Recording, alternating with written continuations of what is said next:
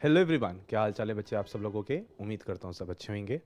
तो आज की ये पर्टिकुलर वीडियो मैं उन स्टूडेंट्स के लिए बनाने जा रहा हूँ जो सीएस एग्जीक्यूटिव प्रोग्राम में एनरोल्ड हैं। जिन बच्चों ने 31 जनवरी 2023 तक आईसीएसआई के सीएस एग्जीक्यूटिव प्रोग्राम में अपना रजिस्ट्रेशन करा लिया था, आईसीएसआई ने उनके लिए एक नोटिफिकेशन निकाली है और इस नोटिफिकेशन में हम स्विच ओवर के बारे में देख रहे हैं। तो बहुत सारे बच्चे ऐसे थे जिन्होंने ओल्ड सिलेबस या मैं बोल दूं अभी जून अटेम्प्ट वाला जो करंट सिलेबस है 2017 का सिलेबस, उसमें जिन लोगों ने एनरोल कराया था, आईसीएसआई उनको एक ऑप्शन दे रहा है कि इफ़ यू वांट कि आप न्यू सिलेबस में आना चाहें तो आ सकते हैं। जैसा कि आप सब लोगों को पता है, हम लोगों ने पहले भी आपको बताया है कि December 2023 it's going to be the first attempt for the new syllabus of CS executive programme. तो आईसीएसआई ने ये नोटिफिकेशन निकाल कर ये बताना चाहे है कि जो एग्जिस्टिंग स्टूडेंट्स हैं ओल्ड सिलेबस में, रादर मैं बोलूँ 2017 के सिलेबस में जो एनरोल्ड हैं, वो अगर अब 2022 के न्यू सिलेबस में आना चाहते हैं तो उनके पास एक ऑप्शन अवेलेबल है। तो सबसे पहले तो मैं आपको एक स्क्रीन पे नोटिफिकेशन दिखाऊंगा जो आईसीएसआई की तरफ से आई हुई है। ये नोटिफिकेशन है सर, जिसमें आईसीएसआई ने हम लोग को बताया है कि कुछ पॉइंट्स हाईलाइट किए हैं आईसीएसआई ने regarding the switch over of current students which are enrolled in old syllabus, so that वो स्विच ओवर करके चले जाए न्यू सिलेबस में इफ दे वांट। मैं छोटी छोटी बातों को आपके साथ डिस्कस करूंगा इस पर्टिकुलर वीडियो में फटाफट से, ज़्यादा मैं आपसे बोलूंगा।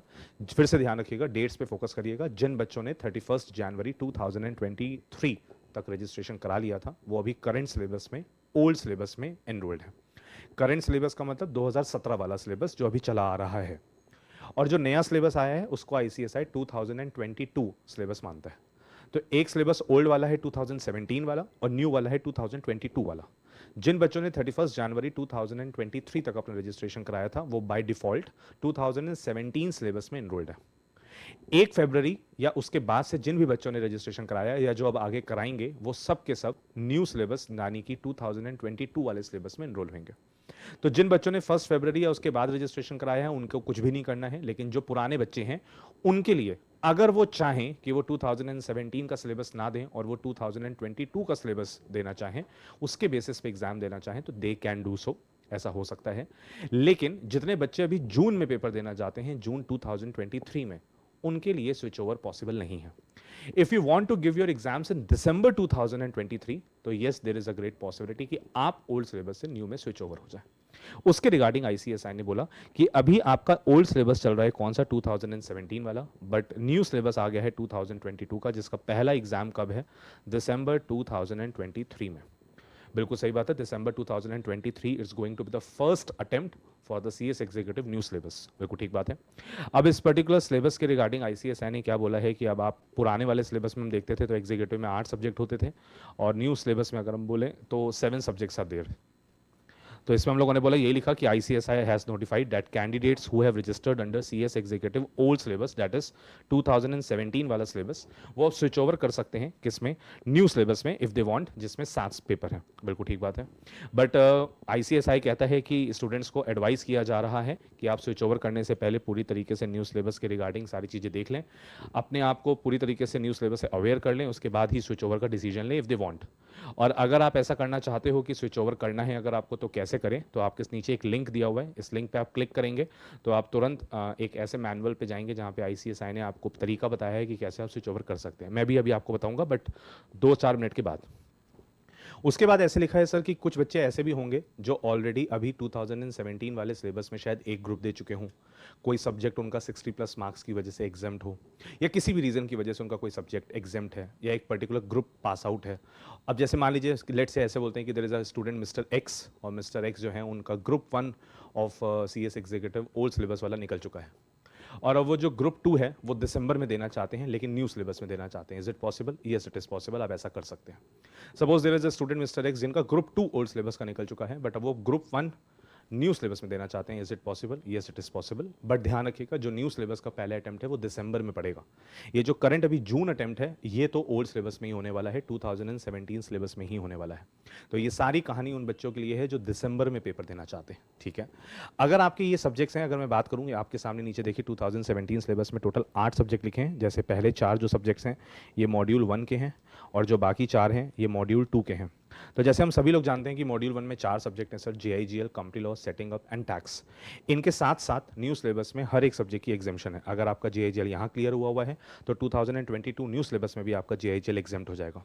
इधर कंपनी लॉ क्लियर है, इधर भी कंपनी लॉ एग्जाम्प्ट है, इधर setting up of business clear है, इधर setting up of business exempt है, इधर टैक्स लॉज है, इधर टैक्स लॉज एंड प्रैक्टिस दोनों एग्जाम्प्ट है। तो साइड बाय साइड आपको एग्जामेशन मिल गई। सेम उसी तरीके से जब हम ग्रुप 2 में आए तो ग्रुप 2 में देखिए सबसे पहले मैं बोलूंगा securities laws and capital market. तो यहाँ पे capital market and securities laws दोनों आपस में एक दूसरे से एग्जाम्प्ट हो जाएंगे।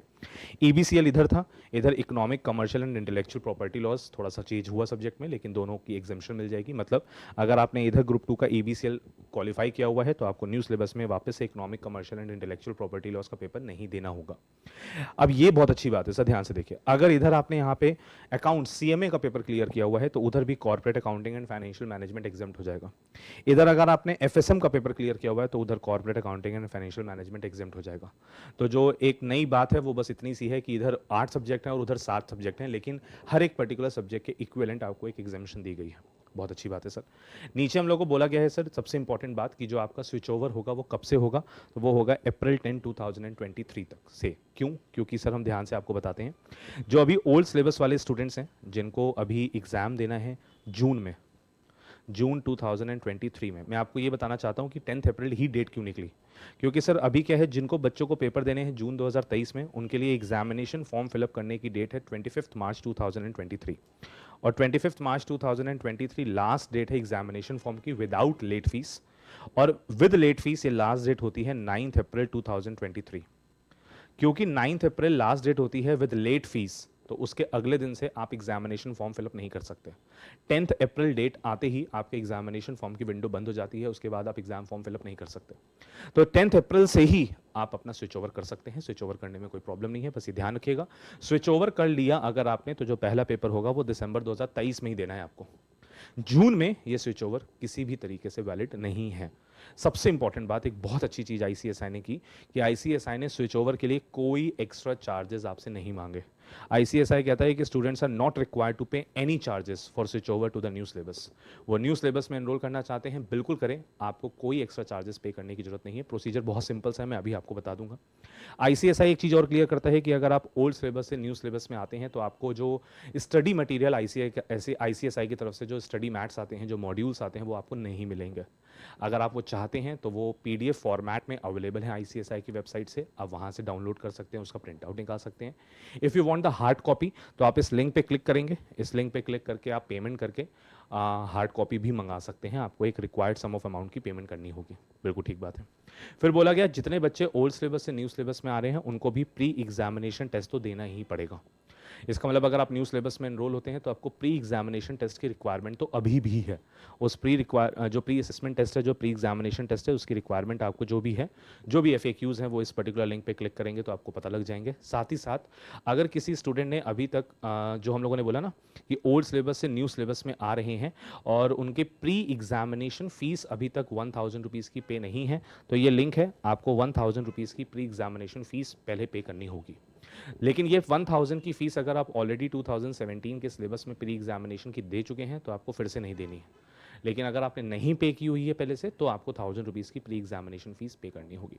तो क्रक्स ऑफ द स्टोरी ये हो गया कि आप अगर अभी प्रेजेंट टाइम पे 2017 के सिलेबस में हैं तो आप 2022 के नए सिलेबस में, जिसका पहला पेपर दिसंबर 2023 में होगा, उसमें एनरोल कर सकते हैं। बिल्कुल आप स्विच ओवर ले सकते हैं।